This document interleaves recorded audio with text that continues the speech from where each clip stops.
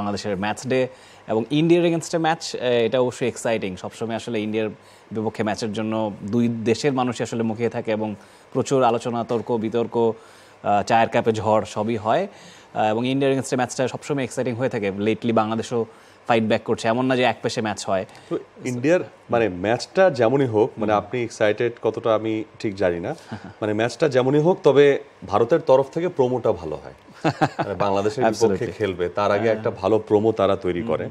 So Bangladesh versus India, that is really মানে একটা match যেখানে বাংলাদেশ আসলে কিছু উত্তর খুঁজতে চাইবে, এবং সেই ম্যাচে বাংলাদেশ কি উত্তর খুঁজতে চাইবে? রাত 8:30টায় সেই ম্যাচ অনুষ্ঠিত হবে Nassau county international cricket stadium, new ইয়র্কে। বাংলাদেশিদের সংখ্যা এমনিতে আমরা জানি যে অনেক আছে, এবং যারা ইন্ডিয়ান তাদের সংখ্যাটাও কম না।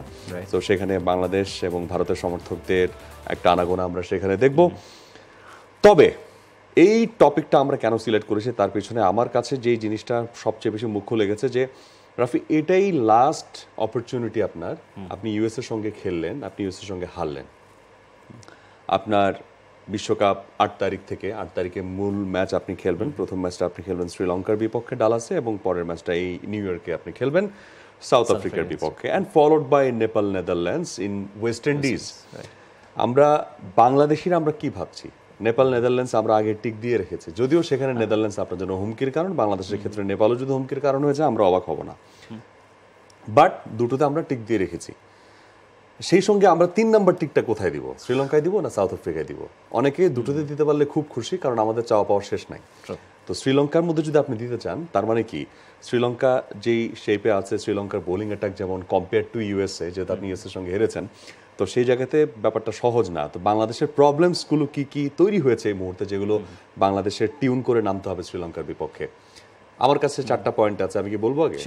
নাকি আপনার পয়েন্ট? আচ্ছা, আপনি বলুন। 4টা পয়েন্ট আমার কাছে। প্রথম পয়েন্টটা হচ্ছে যে বাংলাদেশের পাওয়ার প্লেতে বাংলাদেশের পারফরমেন্সটা ওরকম ভাবে পাওয়া যাচ্ছে না। তারপরে বাংলাদেশের ওপেনিং পেয়ার লিটন একাদশে থাকবেন কি থাকবেন না, থাকলে কোন পজিশনে খেলবেন, সম্মুখে একাদশে রাখা হবে কিনা। অ্যান্ড নাম্বার 4, স্লগ ওভারে বাংলাদেশের বোলারদের পারফরমেন্স, যেহেতু মুস্তাফিজ শরীফুল 3 ওভারে 46 দিয়েছেন ইউএস এর বিপক্ষে, দ্যাট ইজ অ্যালার্মিং। তো এই 4 পয়েন্ট আমি কথা বলতে চাই। এর সঙ্গে কোনো একটা পয়েন্ট আপনি যোগ করতে চান কিনা?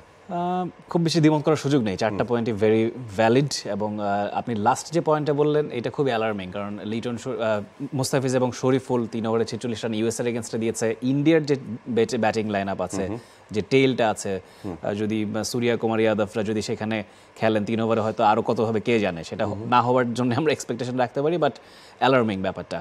আমরা জিম্বাবুয়ের বিপক্ষে দেখেছি, বাংলাদেশে যখন খেলা হয়েছে সেই জায়গাতে জিম্বাবুয়ের বিপক্ষে বাংলাদেশ 15 রানে 3 উইকেট হারিয়েছে। সো মানে এই যে বিষয়গুলো, যে অল্প সময়ে বেশি উইকেট হারিয়ে ফেলা এবং টি-20তে একটা প্রেসারে পড়ে যাওয়া, যেহেতু আমরা তো উইন্ডিজের মতো টিম না, যে মাঝখানে মিডল অর্ডারে আপনার নিকোলাস পুরান আছে, তারপরে শারফেন রাদারফোর্ড আছে, বা দেন সিমরন হেটমায়ার আছে, আন্দ্রে রাসেল আসবে, আপনাকে পুষিয়ে দিবে, প্রথম 3টা উইকেট গেলেও সমস্যা নাই। আমরা যেই টিম, সেখানে আমাদের শুরুটা একটা ভালো হওয়া দরকার, পাওয়ার প্লেতে রানটা ভালো হওয়া দরকার। পাওয়ার প্লেতে আমরা কত করি? 34, 32, 26, 42। পাওয়ার প্লেতে আমরা 70-80 তো করি না। অ্যাবসলিউটলি, এই পাওয়ার প্লের ব্যাপারটা বাংলাদেশের জন্য একেবারে শুরু থেকে একটা ইস্যু হয়ে দাঁড়িয়েছে, যেখানে সারা দুনিয়া আসলে পাওয়ার প্লেটাকে ইউটিলাইজ করে বেশি রান করার জন্য। বাংলাদেশ সেক্ষেত্রে কেন যেন পাওয়ার প্লেতেই বেশি জবুত হবো। এই প্রশ্নটা ওয়ান ডেতেও অ্যাপ্লিকেবল, টি-20তেও অ্যাপ্লিকেবল। পাওয়ার প্লে না থাকলে হয়তো আমাদের জন্য সুবিধা হতো। ক্রিকেট ওয়ান ডে ম্যানেজেবল, কারণ ওয়ান ডেতে বাংলাদেশ ওভারঅল 50 ওভার ফরম্যাটটা 50 ওভার ফরম্যাটে বাংলাদেশ বেশ ব্যালেন্সড, ভালো খেলে, ওটা ম্যানেজ করে আসলে বাংলাদেশ এগিয়ে যায়। কিন্তু টি-20র যে স্টাইল, সেই স্টাইলের সঙ্গে বাংলাদেশের এখনো ধাতস্থ হওয়ার সেটা হয়নি। এবং যেই বিষয়টা আমরাও চিন্তা করছি যে লিটন খেলবেন কিনা, খেললে কোন পজিশনে খেলবেন, সেই জায়গাতে জাকেরের প্রসঙ্গটা আসলে চলে আসে। জাকেরের কিপিং নিয়ে কিছু প্রশ্ন উঠেছে। জাকের রিসেন্ট ম্যাচগুলো ফিনিশ করার ক্ষেত্রে যে ইন্টেন্ট দেখিয়েছেন সেগুলো নিয়ে প্রশ্ন উঠেছে। জাকেরের পরিসংখ্যান নিয়ে কোনো কথা হবে না। 10 ম্যাচে 172 রান, 142 স্ট্রাইক রেট, আপনি মুগ্ধ হবেন, এবং একটা 50ও আছে তার। এবং শ্রীলঙ্কার বিপক্ষে তার যেভাবে শুরুটা হয়েছে সেটা খুবই ভালো। কিন্তু ব্যাপার হচ্ছে জাকের থাকবেন নাকি লিটন খেলবেন। লিটন কিপিংটা ভালো করে দিতে পারবেন, আর সৌম্য যদি টপে খেলেন, লিটন জাকেরের জায়গায় খেললে লিটন লোয়ার অর্ডারে চলে আসবেন। Not bad.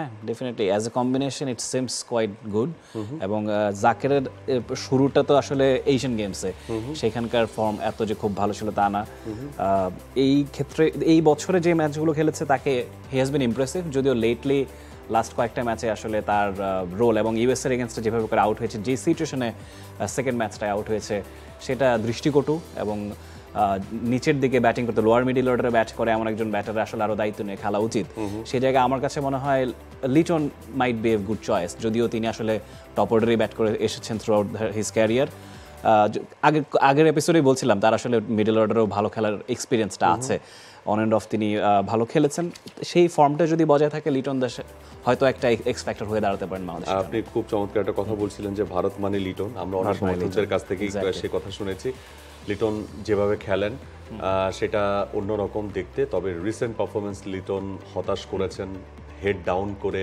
উইকেট ছাড়তে আমরা লিটনকে প্রায়শই দেখেছি এই দৃশ্যটা মানে লিটন হেড ডাউন করে মাঠ ছাড়ছেন এক্সপেরিমেন্ট করে সফল হচ্ছেন না এটা আমরা আসলে দেখতে চাই না আমরা দেখতে চাই লিটন অন সং মানে তিনি তার সেরা ফর্মে আছেন তার রিদমে আছেন তিনি খেলছেন তো এটা তো আছে আর সবশেষ যে বিষয়টা বাংলাদেশ উত্তর খুঁজতে চাইবে স্লগ ওভারে যেহেতু তাসকিনকে আপনি 8 তারিখে শ্রীলঙ্কার বিপক্ষে পাচ্ছেন কি পাচ্ছেন না you are not sure right team expect করছে তাসকিনকে পাবে কিন্তু যেহেতু হিজ তাসকিন সম্ভবত খুব বেশি রিস্ক নেওয়ার সুযোগ নাই যদি এমন হয় যে প্রথম 2টা ম্যাচ তাসকিন মিস করছেন তাহলে দায়িত্বটা থাকছে মুস্তাফিজ আর শরীফুলের উপর তাসকিনের অ্যাবসেন্স তাসকিন যে মাপের বোলার তাসকিন যেমন অ্যাগ্রেশন নিয়ে বোলিংটা করেন যে লাইন অ্যান্ড লেংথটাকে তিনি মেনটেন করেন সেই জায়গাটাতে তার অ্যাবসেন্স বাংলাদেশকে অবশ্যই ভোগাবে তবে দায়িত্ব থাকবে মুস্তাফিজ শরীফুলের উপর but we don't want to C this 2 bowlers are giving 46 runs in 3 ওভার্স in the slog over